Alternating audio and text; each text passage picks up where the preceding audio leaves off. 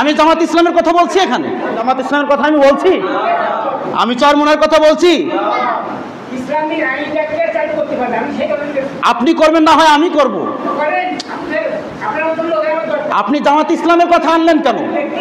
আপনি জামাত ইসলামের কথা বললেন কেন? আপনি জামাত ইসলামের কথা বললেন কেন?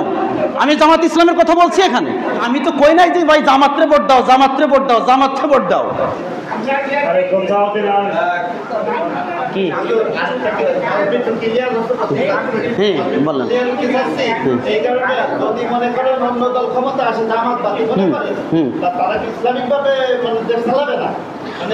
আরে আল্লাহ বাবা, আপনি খালি জামাতের দিকে আর ওই চরমোনার জামাতের দিকে নিচ্ছেন কেন? আমি কি জামাতের কথা বলছি?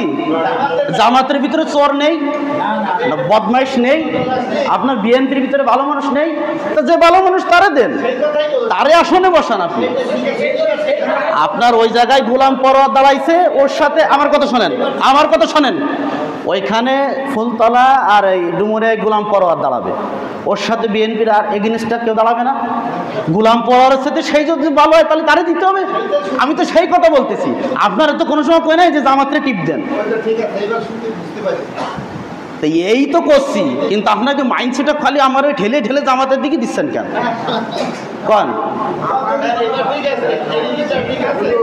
আপনি যেখানে যে ভালো মানুষ, আর যেখানে যে ভালো মানুষ আছে, মনে করেন যে আমাকে এই যে ভাইয়ের নাম কি, মাহফুজুর রহমান, ওখানে ওনার এগেইনস্টে দাঁড়াবে আলহাজ বকুল ইসলাম নাকি, ও এখন উনার থেকে যদি উনি ভালো হয় তাহলে উনারে আমরা টিপ দেব।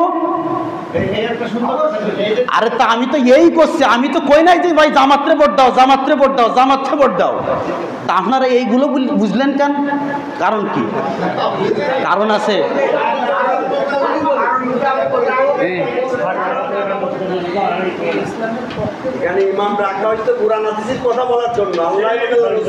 এখানে তো কোরআনের বাহিরে কিছু বলা হয় না। এই যে কথাগুলো, এই যে আমি কথাগুলো বললাম, আমি আপনাদেরকে চ্যালেঞ্জ দিয়ে দিলাম, শোনেন, আমি যেইভাবে কোরআন থেকে কথা বলি বড় কঠিন। আপনি গিয়ে গিয়ে দেখেন, এক এক জমা এক এক মসজিদে গিয়ে পড়ে দেখেন, যেইভাবে কোরআন পড়ে পড়ে, কোরআনের আয়াত পড়ে পড়ে, কোরআনের বিধান পড়ে পড়ে এইভাবে কথা বলা বড় কঠিন, অত সহজ না, বিশাল কঠিন। আরে কাকা, আপনি এই কথা জামাতের দিকে নিলেন কেন? আমি তো জামাতের কথা বলিনি, আমি তো চরমোনার কথা বলিনি, হেফাজতের কথা আমি বলিনি। যারা ইসলামের পক্ষে আছে, যারা ইসলামের পথে আছে, আপনার কি মেধা নেই? তা মেধা থাকলে সেই দিকে যাবেন।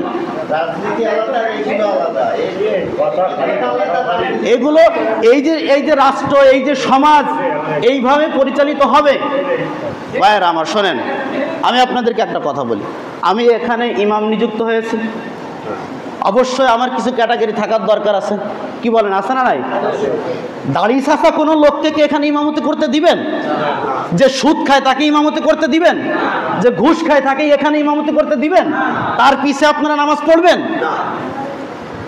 এটা তো স্পষ্ট কথা। একটা সমাজ পরিচালিত হবে, একটা রাষ্ট্র পরিচালিত হবে, একটা এলাকা পরিচালিত হবে, সেখানে সব থেকে বেশি সুন্দর চরিত্রের অধিকারী যারা হবে তাদেরকে দিয়েই কীভাবে রাষ্ট্র পরিচালনা করা যায়, সমাজ পরিচালনা করা যায়, মসজিদ পরিচালনা করা যায়, এটা আমাদের সকলের মাইন্ড সেট আপ।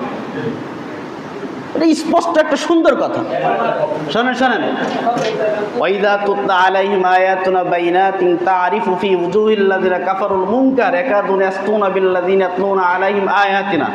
কোরআনের একটা আয়াত, নবী আপনি যখন কথা বলবেন তখন কিছু লোকের মুখ দেখবেন কালো হয়ে গেছে এবং সে চাইবে আপনার গলা চেপে ধরতে। এটাও কার কথা ভাই? আল্লাহ। কিছু লোক আপনার উপরে ঝাঁপিয়ে পড়তে চাইবে, আপনার গলাকে কিভাবে বন্ধ করা যায়।